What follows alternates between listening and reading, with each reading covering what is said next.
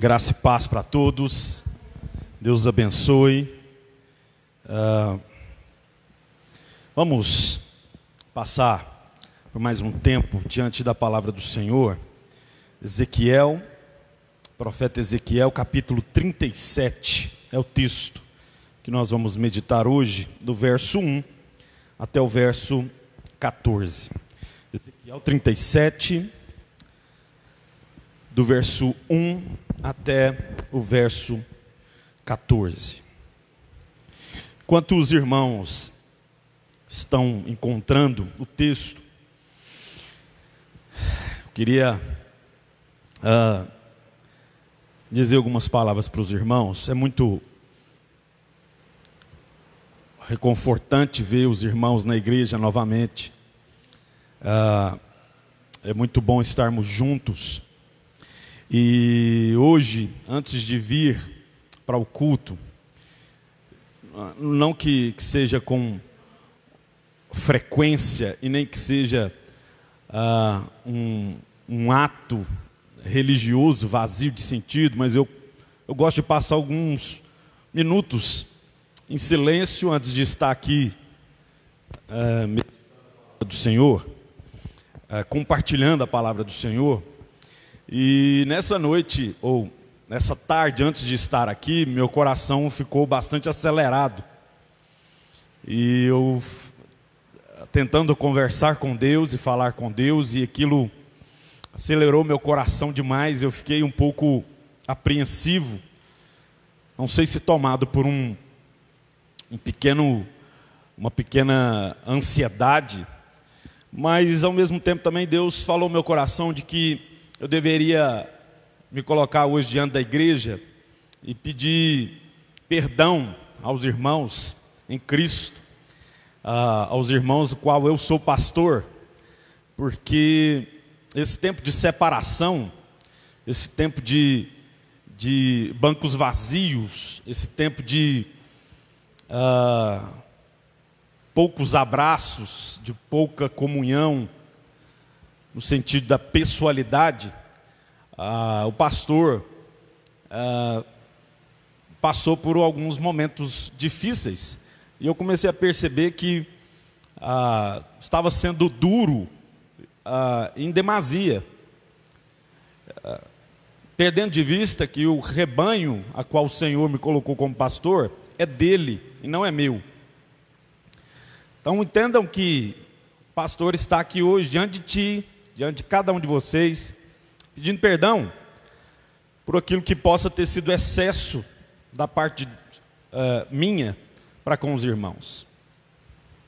Toda vez que vou expor as Escrituras, eu procuro ser o mais fiel possível àquilo que ela está dizendo, mas é bem verdade que, como orou nossa irmã, que às vezes o pastor fica mais em evidência do que a palavra do Senhor. Então estou me colocando diante dos irmãos nesse sentido. Quer dizer que foi muito bom o coração ter acelerado hoje e vir a palavra do Senhor ao meu coração, me mostrando isso, de que é um tempo de pandemia, né? Mas não de um pastor que está sofrendo e que está sendo abandonado. Amém? Espero que os irmãos me entendam. Esse é o texto que Deus tocou meu coração durante toda a semana para compartilhar com os irmãos. Ezequiel 37, do verso 1 até o verso 14. Antes de ler o texto, queria orar, mas já que os irmãos já estão com ele aberto aí, vamos fazer essa oração antes. Logo depois a gente já passa para a leitura e exposição da palavra do Senhor. Deus, no santo nome de Jesus, é que eu clamo pela tua santa misericórdia nessa noite. Clamo para que teu Santo Espírito, ó Pai, faça a grande e boa obra que tem para ser feita hoje aqui no nosso coração. Eu clamo ao Senhor, meu Pai, para que de fato eu seja o pequeno diante da tua grandeza aqui hoje, na casa do Senhor, e diante da tua voz falando ao teu Senhor, para que o Senhor me capacite, para que o Senhor tire tudo o que possa estar assumindo o lugar do Senhor na minha vida, para que seja verdadeiramente somente um instrumento usado nas tuas mãos. Eu clamo ao Senhor, tem misericórdia de mim, me capacita, organiza, Senhor Deus, meu pensamento, mas da mesma forma, Senhor Deus, nada será eficaz se o teu Espírito não aplicar a tua palavra no coração de cada um dos meus irmãos. Eu clamo ao Senhor, que o Senhor seja abundante em fazer isso, a ponto que mesmo que nas minhas fragilidades e debilidades, e na minha falha de comunicação, que o Senhor seja eficiente em mostrar para os irmãos tudo aquilo que o Senhor deseja falar hoje à tua santa igreja. Em nome de Jesus que nós oramos e clamamos para que o Senhor fale conosco, em nome de Jesus, amém. Irmãos, Ezequiel 37, do 1 ao 14, a palavra do Senhor diz assim: veio sobre mim a mão do Senhor, ele me levou pelo Espírito do Senhor e me deixou no meio de um vale que estava cheio de ossos, e me fez andar ao redor deles. Eram muito numerosos na superfície do vale e estavam sequíssimos. Então me perguntou: filho do homem, acaso poderão reviver estes ossos? Respondi: Senhor Deus, tu o sabes. Disse-me ele: profetiza estes ossos, dize-lhes: ossos secos, ouvi a palavra do Senhor. Assim diz o Senhor Deus a estes ossos: eis que farei entrar o Espírito em vós e vivereis.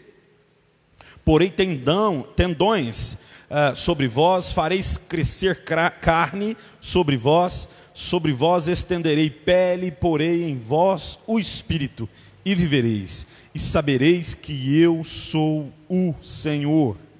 Então profetizei segundo me fora ordenado. Enquanto eu profetizava, houve um ruído, um barulho de ossos que batiam contra os ossos e se ajuntavam, cada osso ao seu osso.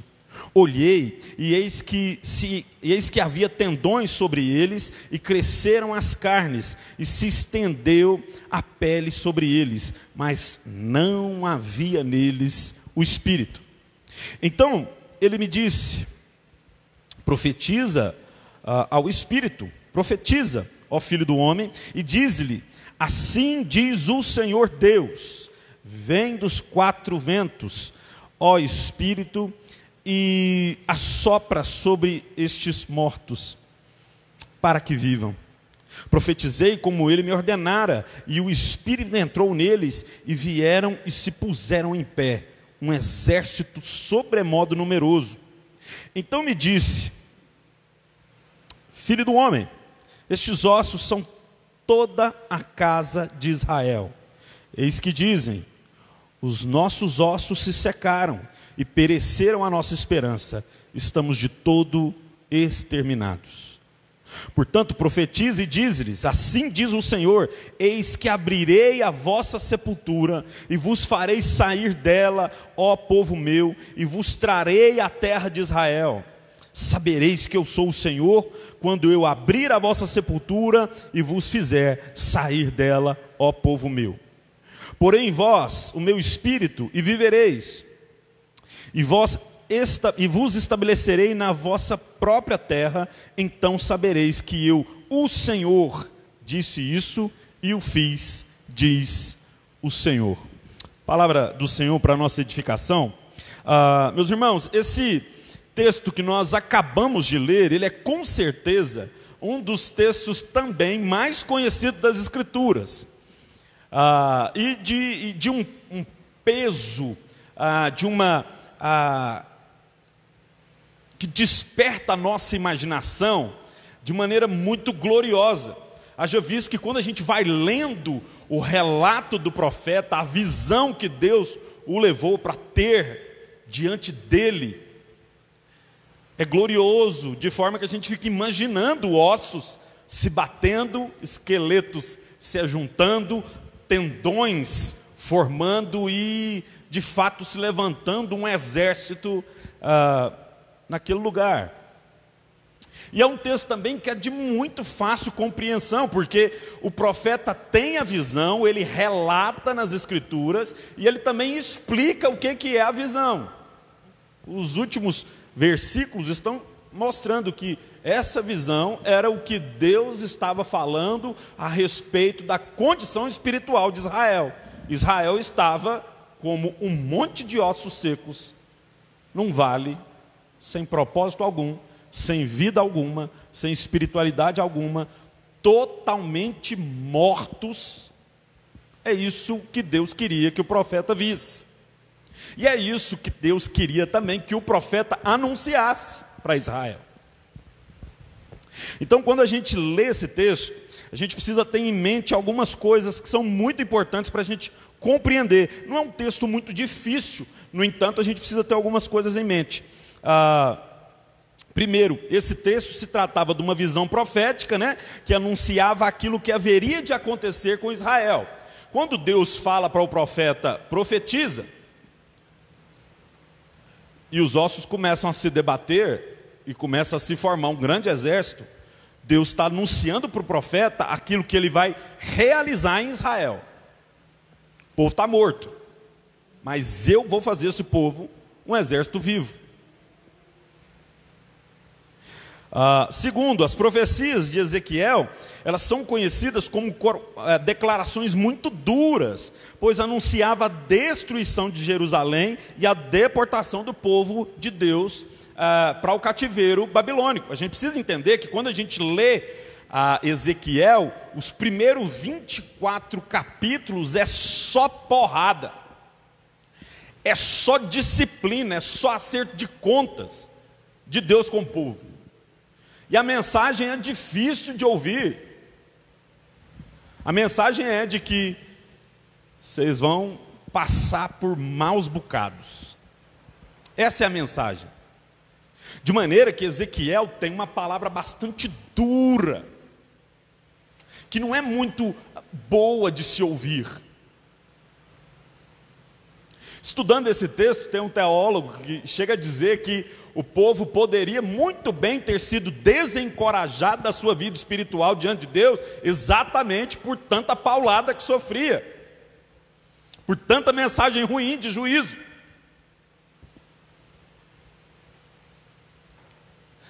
Era uma mensagem dura.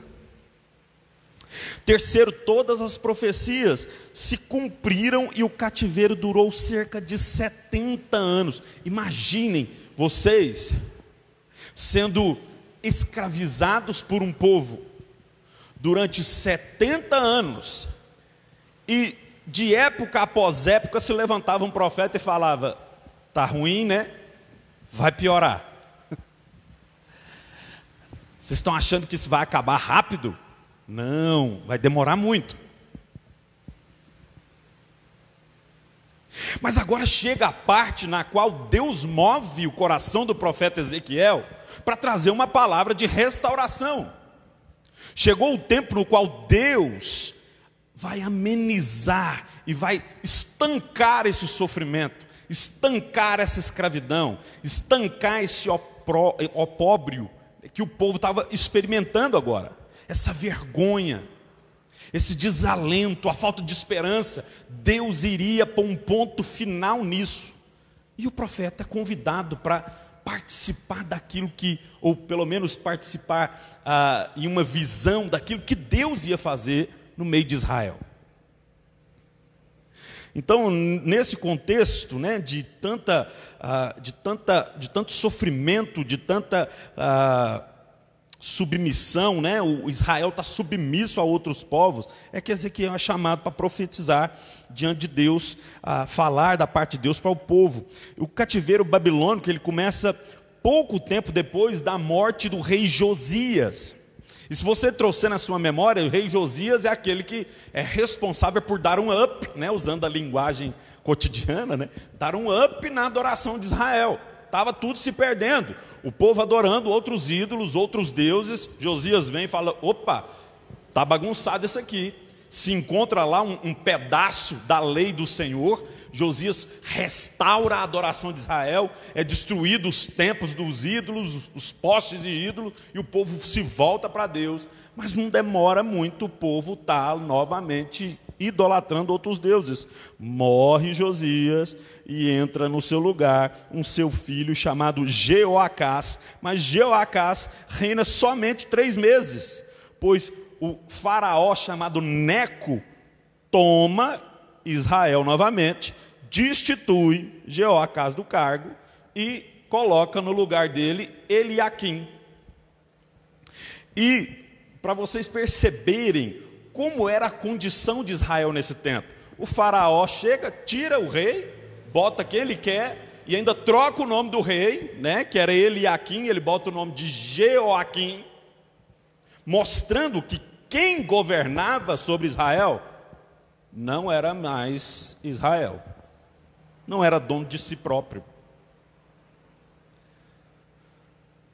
O que mostra para a gente que aquela...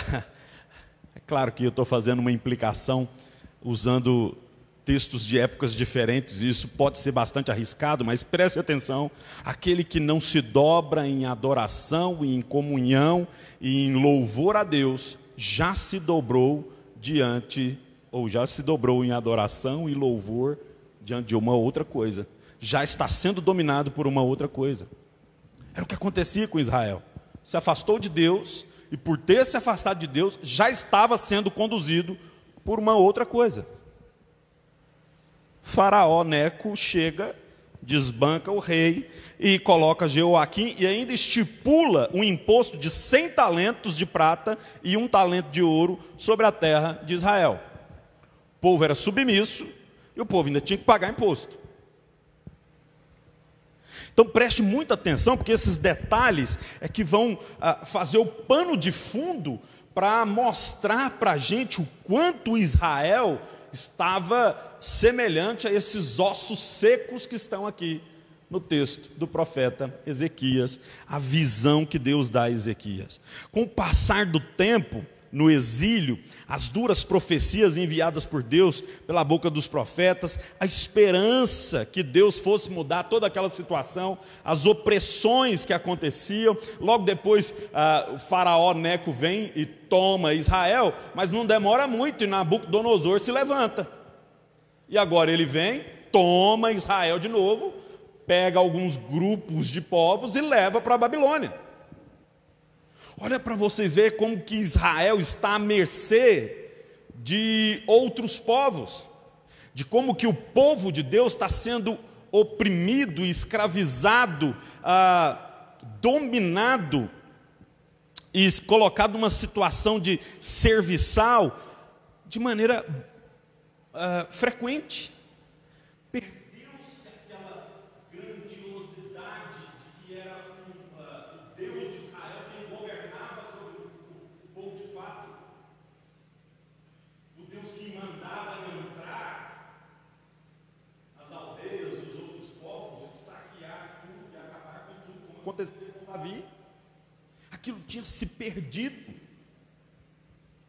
Se você tiver curiosidade, depois você pode ler 2 Reis, capítulo 24, está relatando toda essa troca de reis, do faraó Neco, Jeoaquim, Eliaquim e os demais nomes, até a chegada de Nabucodonosor. Então, com o passar do tempo, esse povo começa a sucumbir, começa a acabar a esperança, começa a se perder o ânimo, se entrega então àqueles que estão lhe oprimindo. O povo começa a se dar em casamento com mulheres de outros povos. O povo começa a se dobrar diante de estátuas. O povo começa a sacrificar os seus próprios filhos. O povo começa a se dobrar em adoração a outros deuses. O povo esquece a lei do Senhor. E é isso que representa os ossos secos do texto que a gente acabou de ler. Então o texto de Ezequiel 37, é Deus anunciando ao povo que vai restaurá-lo de maneira poderosa. Então esse texto, quando chega ao conhecimento do povo, ele precisava despertar esperança no coração de um povo que já há muito estava padecendo com o fato de estarem distantes de Deus. Vejamos então como que Deus vai executar essa restauração. E isso é o que eu queria meditar com os irmãos hoje. Como se dá, ou como o profeta anuncia essa restauração? A restauração de Deus, ela vem por meio da graça. E a gente precisa entender que Deus restaura o seu povo da morte. Quando a gente lê os primeiros 4 versículos, a ênfase toda está na condição de morte de Israel. Veja o texto, a segunda parte do verso 1. O Senhor me deixou no meio de um vale que estava cheio de ossos, e me fez andar ao redor deles. Eram muito numerosos na superfície do vale, estavam sequíssimos. O propósito de Deus em levar Ezequiel a esse lugar é que Ezequiel contemplasse o que era o povo de Deus naquele momento. Estava morto. Estava morto.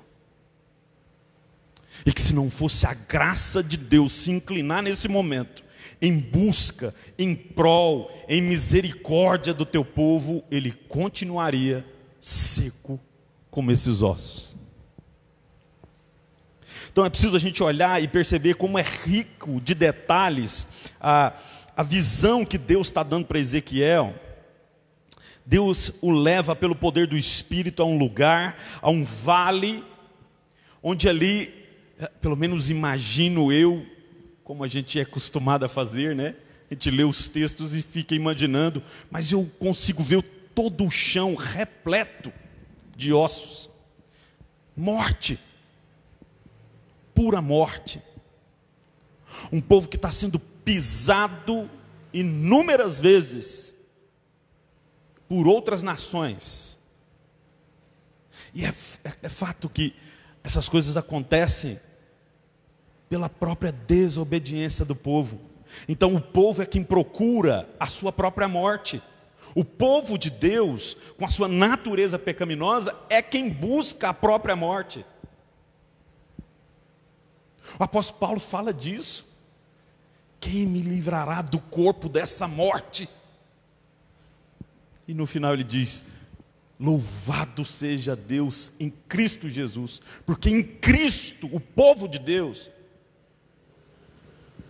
é liberto do corpo da morte. Então o vale estava cheio de ossos. O cenário tem um propósito de comunicar como estava a situação de Israel no cativeiro babilônico. 70 anos. Mortos porque estavam longe de Deus. Estavam passando pela disciplina de Deus e ao invés de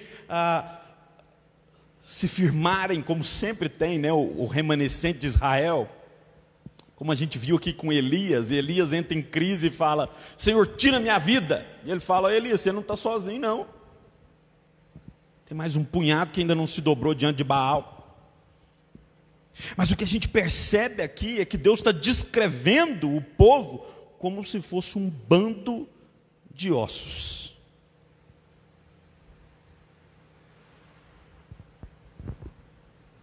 Deus faz questão de pôr o profeta para andar em volta. Contemple a morte, a ponto de o profeta chegar à conclusão de que estavam sequíssimos os ossos. A ideia aqui não é daquele pedacinho de osso que às vezes a gente faz aquela boa costela em casa e que fica ainda um gostinho ali. Não. Já tinha acabado o gosto de vida. Tinha acabado. Não tem mais nada. Esse povo está vazio de Deus. Está morto, plenamente morto. Totalmente desidratados. Se você for pesquisar sobre a palavra sequíssimos, é essa a explicação científica. Totalmente desidratado. Não existia nada de vida naquela visão. Então, como esse cenário de morte, Deus está revelando a situação do povo que se afastou de Deus. Longe de Deus, o povo não passa de ossos secos. Cada um de nós. Essa profecia foi dada no passado. Ela se cumpriu lá no passado, quando Deus restaurou o povo. Ficamos como quem sonha, diz o texto, não é assim? Quando Deus restaurou a nossa sorte. Se cumpriu no passado, mas ela se cumpre perpetuamente na nossa vida, todas as vezes que a gente se encontra na situação de ossos secos, e Deus vem em nosso favor e profetiza vida sobre nós.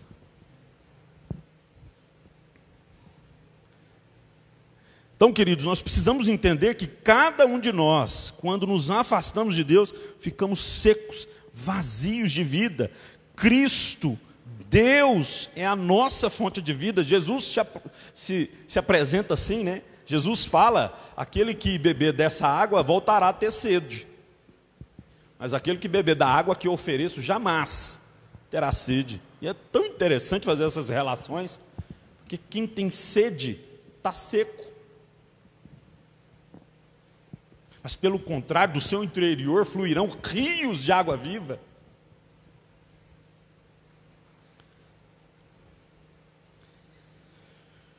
Não adianta pensar que a nossa vida é abundante, ou pode ser abundante, quando estamos longe de Deus. Fora de Deus não existe vida. A grande verdade é essa. Fora de Deus existe vale de ossos secos. Por vezes os prazeres da vida, os desejos da carne, uma vida longe de Deus nos engana e nos leva até a acreditar que estamos felizes e cheios de vida. Mas Deus olha lá de cima, e se não fosse pelo sangue de Cristo, se não fosse pela graça dele, ele diria para nós: Wagner, vulgo vale de ossos secos. Eu fiquei pensando numa ilustração de como que as futilidades da vida podem nos enganar, achando que nós estamos vivendo uma vida gloriosa, mas que no fundo é pura podridão. E o máximo que eu consegui foi hoje, contemplando algumas coisas lá em casa, e deu daquela abelhazinha preta lá em casa, e ela é atraída por conta dos cachos do coqueiro. E ela tem uma habilidade muito particular, porque ela, quando sai o cacho, ela vai no cacho, o coco não está nem formado ainda, e ela chupa um néctarzinho que está lá naquele pendão. E o coco cresce, muitos dele, eles brocam e caem, mas também muitos deles crescem e ficam viçosos. Parece que está tudo certo. E aí quando você tira, não tem uma gota d'água lá dentro. Isso é vida sem Deus. Isso é vida afastada de Deus. Isso é uma vida na qual o verdadeiro alimento não é a graça de Deus. E Deus é tão maravilhoso, porque o povo está desse jeito.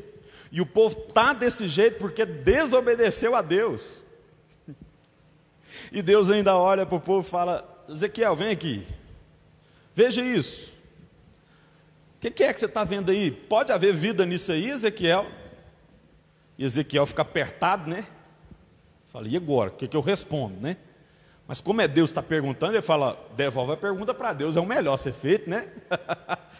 Pode haver vida nesse tanto de osso aí, Ezequiel? Ah, Senhor, o Senhor que sabe. Não é mais fácil devolver para Deus do que afirmar, né? E Deus fala, profetiza. E o profeta começa falando o seguinte: ouçam, ossos secos, o que diz o Senhor. E aqui eu queria já partir para o segundo ponto. Que a graça de Deus, que se manifesta na morte do seu povo, ela vem pela palavra de Deus. É a palavra que traz vida. É aquilo que Deus diz que muda a situação do vale. Deus pode usar o profeta. E nesse encontro aqui, Deus o usa. Mas é aquilo que sai da boca de Deus é que vai alterar a condição do vale que está tomado de morte.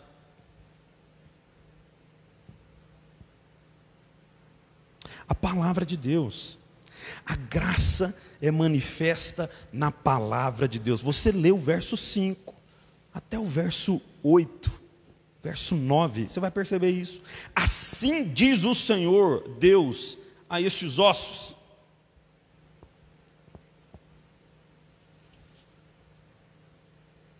Verso 4, veja o tanto que é interessante isso. Disse-me ele, profetiza estes ossos, dize-lhes. Deus está falando com o profeta, falando assim, profetiza, dize-lhes o seguinte: ossos secos, escutem a palavra do Senhor. Assim diz o Senhor Deus a estes ossos: eis que farei entrar o Espírito em vós, e vivereis. Mas tudo começa com o fato de ossos secos abrirem os seus ouvidos para aprender ou receber a palavra do Senhor. Tudo começa com ouvidos abertos.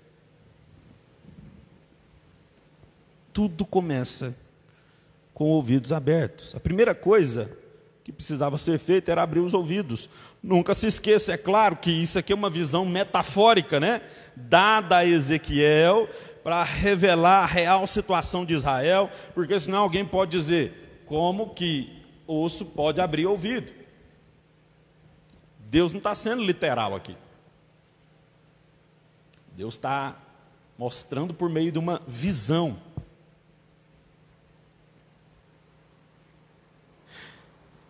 E a primeira coisa que Deus fala é, diga aos ossos, escutem.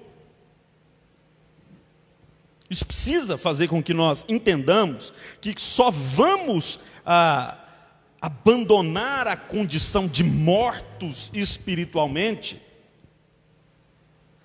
quando a gente se depara com a condição de ossos secos, quando a gente desliza e fica vazio de Deus, quando a gente se afasta e não tem mais Deus em nós,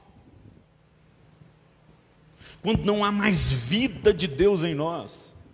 A única forma as coisas se restaurarem é por meio da palavra de Deus.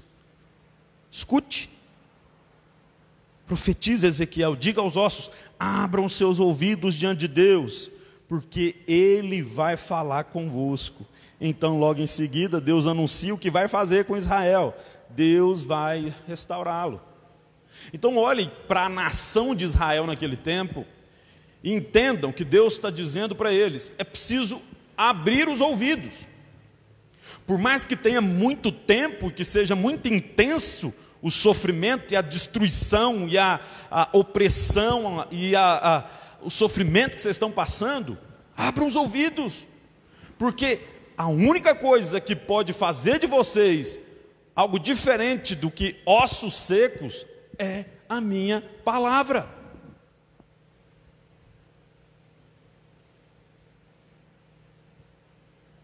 Abrir os ouvidos. Ouvidos abertos, presta atenção nisso aqui, meus irmãos.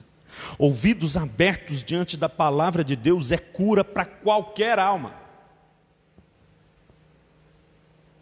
Ouvidos abertos diante da palavra de Deus é consolo para qualquer coração angustiado.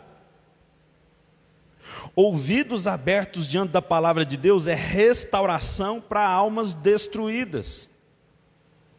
Ouvir a Deus é deixar entrar pelos ouvidos a esperança de que tudo vai ser novo e glorioso, como Deus prometeu. Ouvidos tapados não recebem restauração.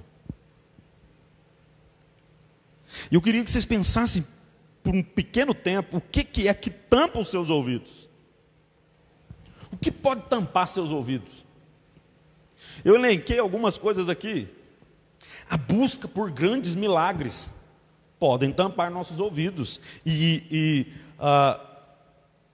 impedir com que o nosso coração seja restaurado diante das pequenas coisas que Deus faz. Quer um exemplo? Tempo atrás eu conheci uma pessoa que foi avisada pelos médicos que o seu filho seria um portador de necessidades especiais. Eu não estou dizendo que seja errado orar para que Deus faça um grande milagre.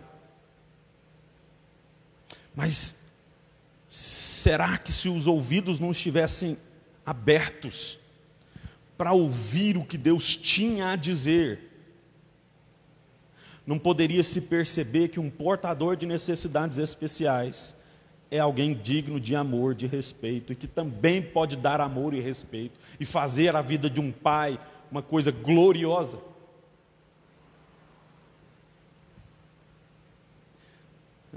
Meio que despretensiosamente, eu tenho acompanhado a história de um apresentador de televisão que tem um filho portador de uma necessidade especial, né? Autista. E ele deixa tão claro: Deus me deu meu filho com essa particularidade para que eu aprendesse que de coisas que parecem imperfeitas para nós, podem surgir um amor perfeito. Ouvidos abertos para ouvir o que Deus tem para dizer, como Deus pode cuidar de nós. Mas quando se busca grandes milagres, pode-se tapar o ouvido para as pequenas coisas que Deus está dizendo. Nos dias de hoje, quando a igreja é o lugar dos grandes milagres, por várias vezes se tapa os ouvidos para escutar as pequenas coisas que Deus tem para te dizer.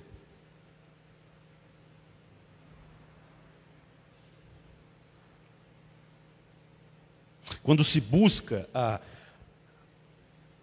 o livramento de um sofrimento a todo custo, pode-se tapar os ouvidos para escutar que Deus está do nosso lado em todo o sofrimento.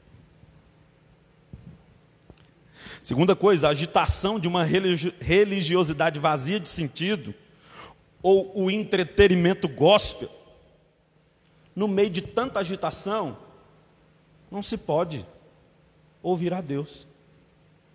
Ouvidos tapados. Ouvido ocupado demais não pode ser restaurado.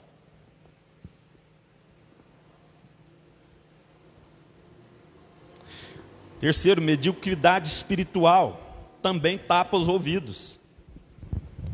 Medíocres são aqueles que se acostumam com a miséria.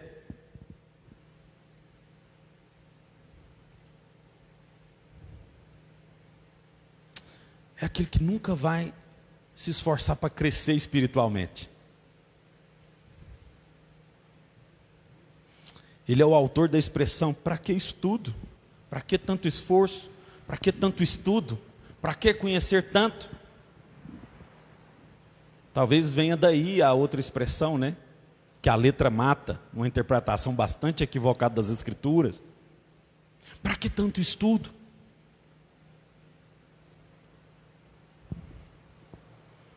Para que eu tenho que conhecer tanto assim a palavra?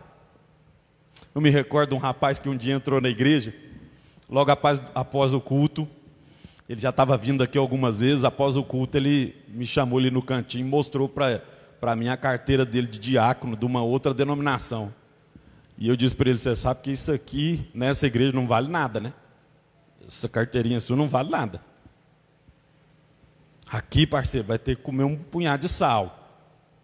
Vai ter que conhecer um pouquinho. Porque só por meio do conhecimento se abandona a mediocridade. Colecionar pecados também tapa ouvidos. Não se engane, pecados escondidos dão cera nos ouvidos. Existem pecados que viram bicho de estimação. Tem gente que se acostumou tanto com o pecado que não ouve mais o chamado de Deus para o arrependimento. Não faz mais sentido para ele lutar contra aquela coisa que já o dominou. São ossos sequíssimos. E tem muitos deles que ainda olham para si e se veem como homens robustos. Mas Deus, que conhece o coração, que não tem para onde você fugir dele, Deus sabe que se não fosse a graça dele, o vale de osso seco ia perpetuar. Mas porque ele é Deus gracioso, ele diz ao profeta: diga aos ossos, escutem, pois o Senhor vai falar convosco. Uma segunda coisa a ser feita também é perceber que Deus é o agente de toda essa promessa. Se você olha para o texto, você vai perceber que está tudo na primeira pessoa. Verso 5: eis que farei entrar o Espírito em vós e vivereis. Deus é o autor. Porei tendões sobre vós, farei crescer carne sobre vós, estenderei pele e porei em vós o Espírito e vivereis, e sabereis que eu sou o Senhor. Então entra em ação o profeta. Então, obedecendo tudo aquilo que o Senhor me mandou, eu disse: ossos secos, sejam restaurados. E enquanto eu profetizava, começa o agir de Deus. E aí a gente começa a perceber que aquele que é o autor, aquele que está falando, aquele que é o dono da palavra, aquele que é o Deus que fala, aquele que é o profeta, acima de todos os profetas, ele tem poder para fazer a sua vida sair do vale de ossos secos para se transformar num grande exército, cheio do Espírito, que o Senhor ordenou vir dos quatro cantos, para vir sobre a sua vida e te fazer vivo no Senhor. Veja que glorioso isso. Deus é o grande agente da restauração. A gente precisa entender que isso é o desejo de Deus para... Se você voltar um pouco na sua Bíblia aí, Ezequiel 37, verso 11, ou melhor, 33, verso 11. Olha o que o texto diz. Diz-lhes: tão certo como eu vivo, diz o Senhor Deus, não tenho prazer na morte do perverso, mas em que o perverso se converta do seu caminho e viva. Convertei-vos dos vossos maus caminhos, pois por que haveis de morrer, ó casa de Israel? Deus está dizendo para o seu povo, que está se dando ao pecado, que está sendo controlado pelo pecado a ponto de se assemelhar a ossos secos. Deus está dizendo: eu não tenho prazer nisso que está acontecendo com vocês, não. Eu não quero que vocês fiquem assim. É por isso que Deus vem com a tua palavra. É por isso que Deus chama o profeta. É por isso que Deus dá a ordem, profetiza. E mediante aquilo que Deus fala, acontece a restauração. Então, meus irmãos, não tem outra maneira de ser restaurado, senão por meio da palavra. Não há outra receita de bolo. Uma vez um casal comentou comigo: eu vou procurar uma terapia de casais.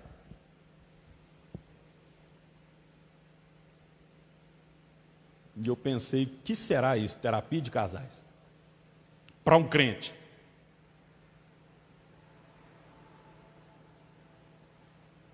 Assisti um filme essa semana chamado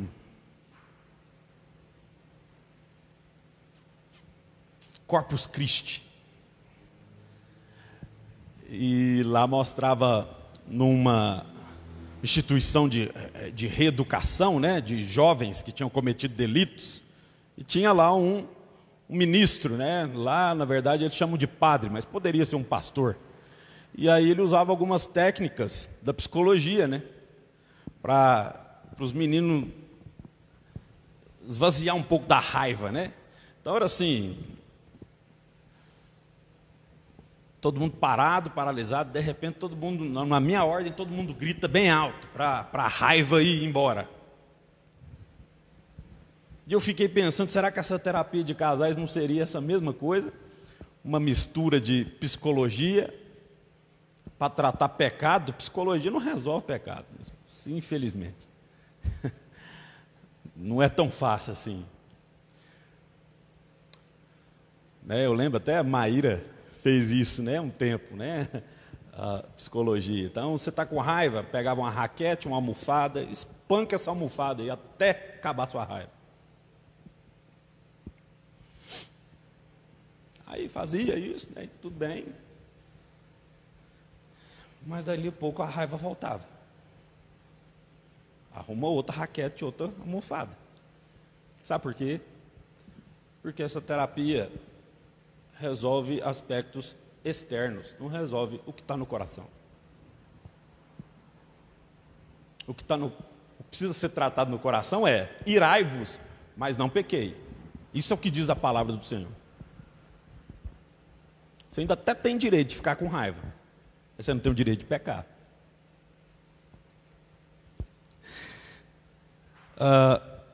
E por que eu estou tocando nesse assunto? Porque Ezequiel também é o texto que vai falar que Deus vai trocar o coração de pedra pelo coração de carne. E é exatamente isso que a gente percebe que Deus está fazendo com Israel aqui agora. Ossos secos, mas agora as coisas mudaram. Eis que Deus ordenou, vieram tendões. Eis que Deus ordenou, vieram músculos. Eis que Deus ordenou, veio pele. E eis que Deus ordenou, veio o Espírito. Todo o ser refeito diante da restauração do Senhor. Então, queridos, não é interesse de Deus que o seu povo se perca e viva como mortos, mas sim que pela morte na carne experimentemos a vida plena que Deus nos oferece. Estamos mortos para o mundo e para o pecado, mas plenamente vivos para nosso deleite em Deus. A restauração que Deus oferece é exatamente nosso novo nascimento em Cristo Jesus. E por fim, Deus apresenta então a última ação graciosa dele para cada um de nós.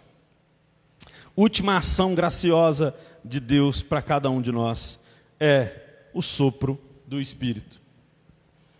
Depois de toda a restauração no que diz respeito a aspectos físicos, osso agora é coberto de tendões, músculo e pele, mas faltava-lhes do Espírito. O texto fala disso, verso 8, mas não havia neles o Espírito. Então Deus dá outra ordem para o profeta. Então, ordene, profetize, que o Espírito venha sobre eles. E então dos quatro cantos veio o Espírito do Senhor, entrou nos homens, e eles passaram a viver, e se transformaram num exército sobremodo numeroso. E tendo dado o Espírito, agora os homens não estavam mais como mortos. Porque alguém pode ter tendões, pode ter músculos, pode ter uma pele viçosa e está tão morto como alguém que restou só os ossos. Faltava-lhes o Espírito. Então Deus envia por meio do profeta, para que o profeta profetize, para que venha o Espírito. E a gente nunca pode deixar de fazer essa conexão de que tudo aquilo que está sendo profetizado pelo profeta se cumpriu no tempo de Israel, mas também se cumpriu em Cristo Jesus. Em Cristo é que nós, que andávamos mortos nos delitos e pecados, fomos plenamente restaurados, vivificados, e somos hoje a habitação do Espírito Santo de Deus. E Deus fez tudo isso por sua livre graça. Não tínhamos nada para oferecer a Deus. Deus viu nossa condição, se inclinou até nós e nos trouxe a restauração da qual nós precisávamos. Então, meus irmãos, pode ser que durante todo esse tempo, pode ser que durante algumas lutas que você enfrenta, pode ser que durante alguma enfermidade, pode ser que durante alguma tristeza, você possa vir a se encontrar como o vale de ossos secos. Pode ser que, solapado pelo pecado e pelo inimigo de Deus, você se torne assim, mas saiba que o Espírito do Senhor já está em ti. Aquilo que precisa para ter vida já está em ti. A palavra de Deus está nas tuas mãos, para que você possa ser vivificado por ela. Não espere que ninguém faça isso por ti, para que você não continue como ossos ressequidos, mas sim que você possa então desfrutar dessa maravilhosa restauração que Deus concedeu a cada um daqueles que estão em Cristo Jesus. Amém? Vamos louvar ao Senhor em oração. Pai, nós queremos lhe agradecer, Senhor, porque o Senhor de maneira gloriosa cumpriu tudo isso que foi profetizado aqui. O Senhor libertou a nação de Israel, mas de maneira muito mais gloriosa, o Senhor libertou todo o seu povo da vida seca, que é viver separado do Senhor. E o Senhor fez isso de maneira tão gloriosa, que enquanto nós não merecíamos, o Senhor veio em nossa direção. O Senhor levantou homens para que anunciasse a nós o Evangelho do Senhor. E através desse Evangelho, toda a morte que estava em nós foi sendo transformada em vida. E de maneira plena o Senhor fez habitar em nós o Teu Santo Espírito. Portanto, Senhor, nós queremos hoje aqui clamar ao Senhor para que essa vida que o Senhor nos oferece nos tire do vale de ossos secos.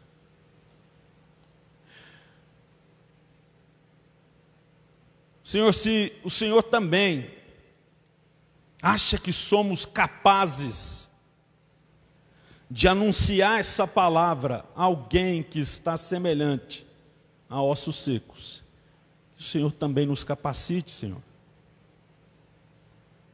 para gerar vida por meio do Teu Evangelho a pessoas que tanto padecem.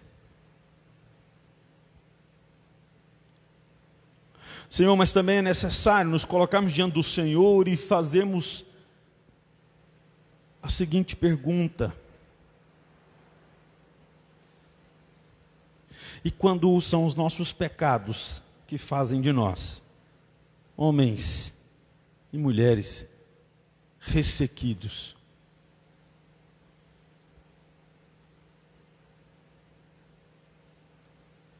através do Teu Espírito, Senhor Deus, nos convence daquilo que precisa ser abandonado, para que a vida do Senhor volte a brilhar em nós. Essa é a nossa oração, Pai, confiados no nosso Cristo, aquele que, por tanto nos amar, se fez sacrifício por nós, enfrentou a morte, para que nós pudéssemos sair da condição de mortos. É no nome desse Senhor que nós oramos e agradecemos a vida que o Senhor nos dá em Cristo Jesus. Amém. Amém. Deus os abençoe, meus irmãos, que o Senhor lhes dê uma boa semana, que seja uma semana guardada pelo Senhor, né? Haja visto que já são bastante numerosos os casos de pessoas doentes, que estão bem próximas de nós. Então que o Senhor nos guarde e que proteja, e que abençoe o tratamento de cada um desses que estão padecendo com essa enfermidade. Deus abençoe, vão em paz, em nome de Jesus. Amém?